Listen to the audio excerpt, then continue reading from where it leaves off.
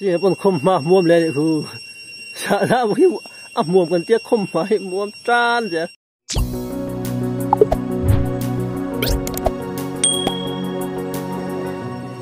anh ấy pi in hay tira đi po na thọc lâu thấy đâu din mua đầu khang cái chuột cái nó cái room chuột đó bảo em mà thì nó tụi này anh ấy chuột nó bao anh ấy nè số không mấy nó trên phố xe ta phải trả chuột nó thiểm em đi ta hay rồi tại sao hết ta ơi khát chết bui chuột nó thiểm nó tục sao là tan để phố hiện nay đủ tan chuột đi thế nên mà hết thì cái này sẽ là what à chúng thấy xiêm bùi anh nhỉ à contact number anh ta chua không à mai po facial anh nghe tụi này mà ôi mail po đi kêu mà nhà mai facial chắc à facial tụi nó Starbucks hiện nuông anh thì khó ba kêu cái lắc phá xuất đó ni Facebook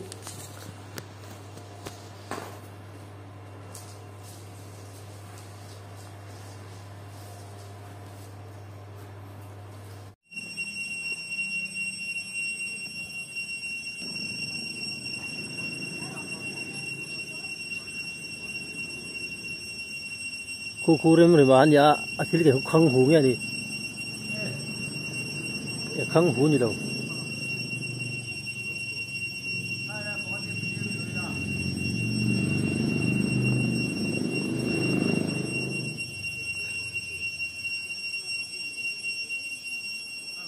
dim mưa xí bọn không mà muộm lên khu sợ ra một khi muộm cần tiếc không phải muộm tràn chứ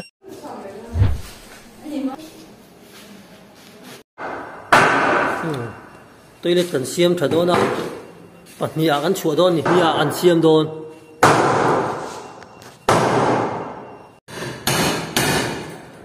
không cả ôi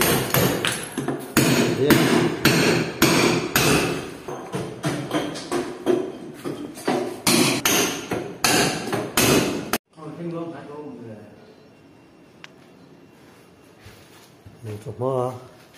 chỉ có dối vậy đó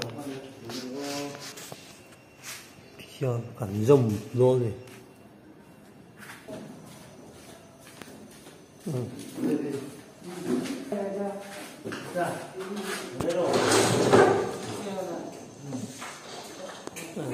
trước khi là người giống về ha dễ nghiệp vụ dây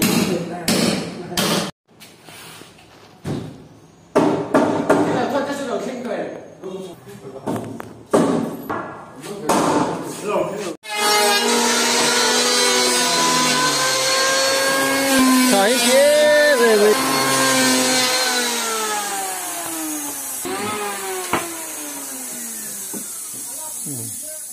đồ gan tê pa bom tê quang tu tê gan xiêm anh hay cái pa bom tu rồi nè pa bom hay anh là rim anh là họ sầu chứ anh ấy giữ sáng thế nó giữ anh thằng nghe nó là rim rồi như suy đàn á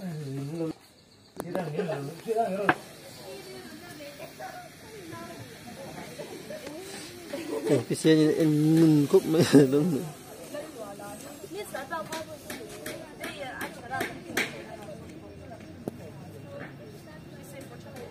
thế là mà không thấy chưa thế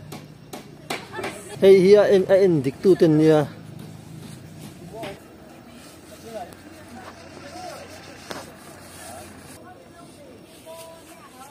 tôi trong rong hội hey rong hội thứ ba áp bụi tu thế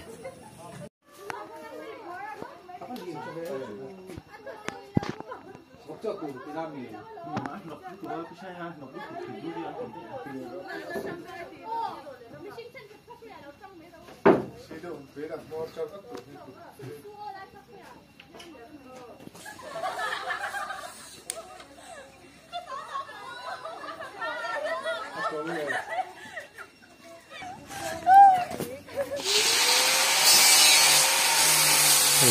thiên nữa.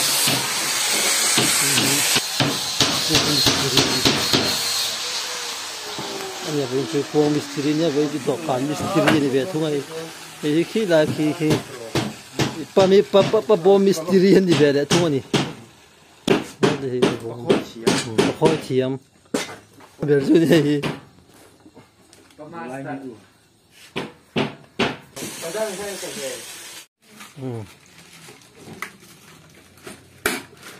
ขาด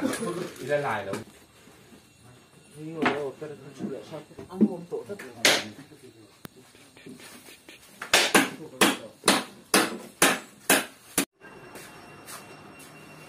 Mà tự tè nó là sâu thi lên nó rồi trong người tè nó tiếng em đi biếng vẻ đòn nhỉ con dùng cùi cái five extra nhiều ê sao ấy tiền